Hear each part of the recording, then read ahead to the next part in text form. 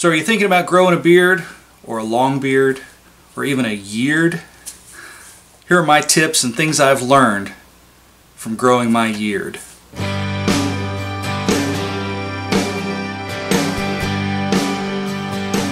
Hey everybody, Eddie Heinzelman here. Thanks so much for tuning in. I know this is a little off the beaten path, and as you can see, it's grown quite a bit.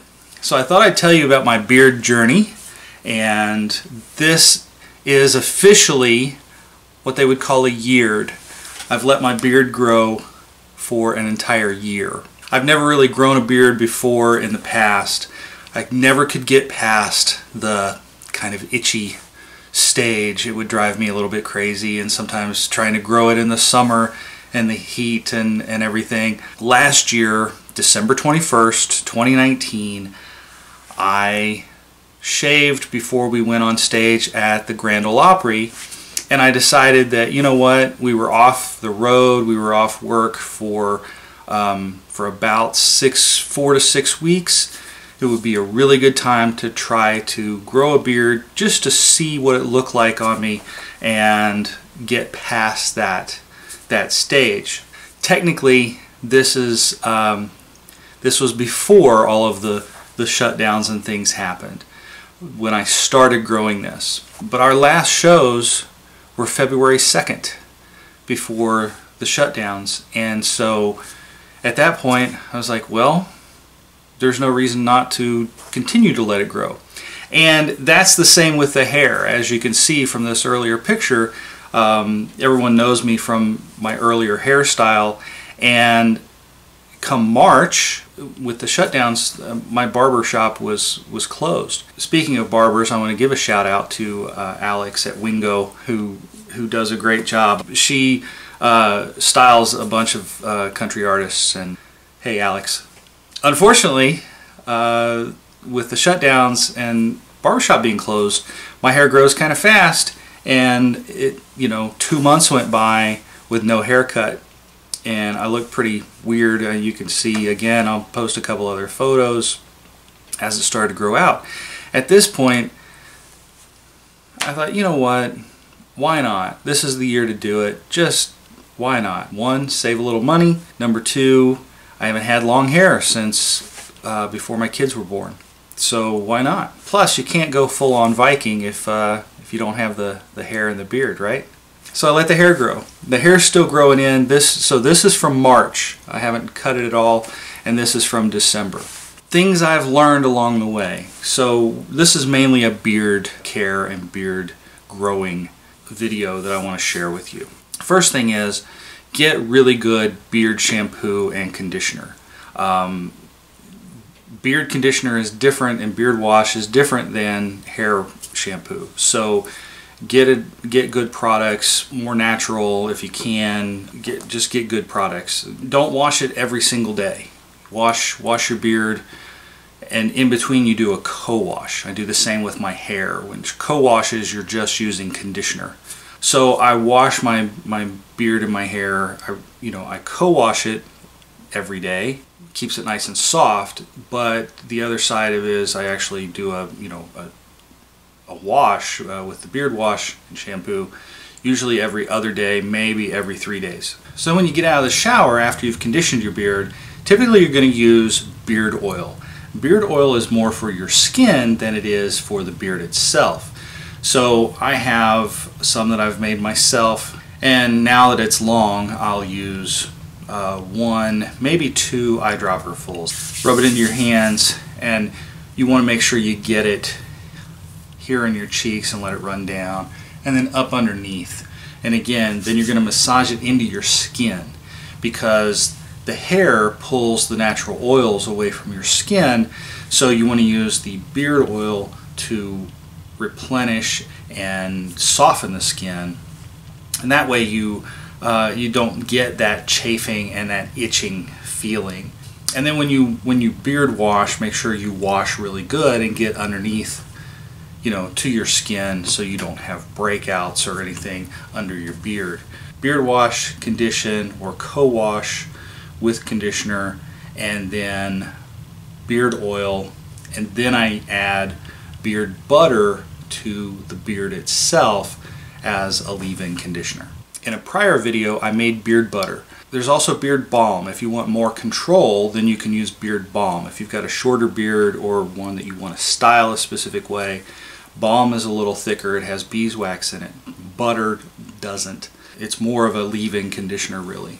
And so that's what I use. The other thing is with beard butter, the stuff you make yourself, which is mostly jojoba oil and coconut oil and things like that. You use a little bit, just use a small bit, get it on your hands and you rub it through, and then I comb it through. If you put too much on, that oil takes a while to dry. I do have a shirt that I ended up kind of staining with oil because I like to put a fair amount on there to keep it nice and moist and let it soak in, and then I put a shirt on and, you know, either use less or if you're going to really slather it up, then let it seep in and dry a little bit before you get dressed. Another good thing to do once in a while is to really slather it up and condition it, kind of like a deep conditioning.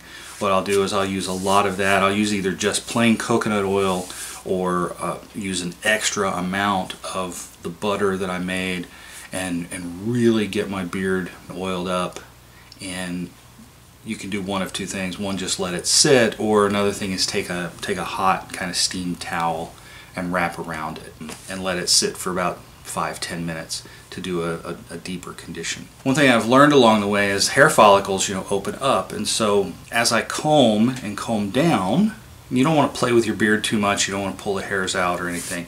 But as I comb and comb down, you know, your follicle, you want it to close. And so one trick I've started doing is after I wash it, I'll do a cool last rinse. Warm water will open the hair follicle, and I do a cooler rinse at the end to kind of close it back up. That helps a little bit with the shape of the beard and keeping it, you know, nice and in control and not frizzed out. The other thing that you find out when you grow a beard is how your hair is going to grow, and my hair grows different on my face.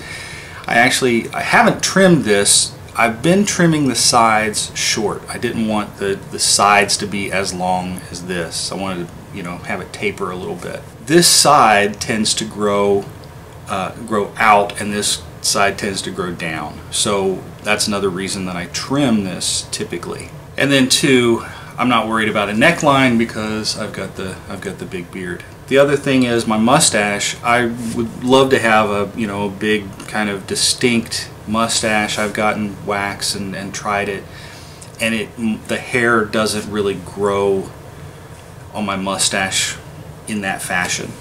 So this is kind of the mustache that I get with my beard. But the first step is, if you decide to grow a beard, and you definitely want to let it, you know, grow and fill in, and maybe even you're thinking about a long beard, you have to go the first, I would say, 90 days. 60 days at a minimum, but 90 days. Don't trim it. Don't trim it at all. One mistake I made early on was I watched all these videos and they talked about trimming your neckline and everything, and I got about a month in, 45 days in, and I said, oh, I need to kind of trim this line, and I sort of went at it with my own clippers, and of course I made it a little uneven and quit immediately. And that's the last I've touched my beard. I let Alex do all the trimming and shaping. You have to go really 90 days before you do anything.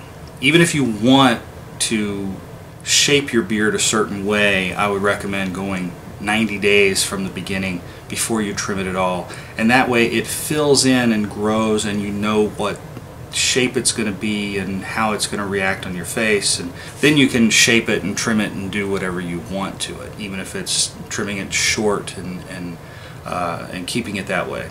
So the big thing is here, you also don't want to constantly touch it. You don't want to grab it. Get a nice comb. So I use the bigger bristles on the I use the bigger teeth on the comb, and I'll brush up and brush that beard butter and conditioner through the hair, and then I will also get out any tangles, and then I'll use the smaller sometimes and brush it down in the direction for styling. that's it. This is 1 year of growth. What am I going to do from here? I don't know. Am I going to keep it? Am I going to let it grow even longer? It's still fairly full down here on the ends, so I could go a little longer before it maybe starts to thin out. I don't get any more Guy Fieri jokes. And the hair, I still don't know what I'm doing with the hair. What I'm going to probably do, I'm trying to get it long enough so I can put it back in a ponytail. That's the main goal. And the problem with growing your hair from so short is it looks like this for several months until you can actually do something with it. And again, I may go back to short hair. Touring wise, we don't have anything on the books until possibly April. So by that time, 3-4 more months, I should definitely be able to pull this back in a ponytail, and and we'll see. I'm kind of liking the look.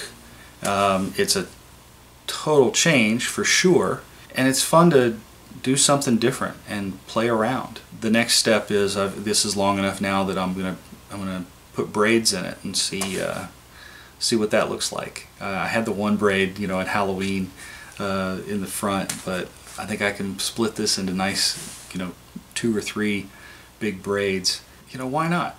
Hey, thanks for joining, everybody. This is my yeared journey. Let me know if you have questions. And I'm not endorsed by any brands. I'm not sponsored by anybody. This is just my journey in growing hair. Thanks again for watching. As always, please hit that subscribe button. There's more stuff to come. See you next year.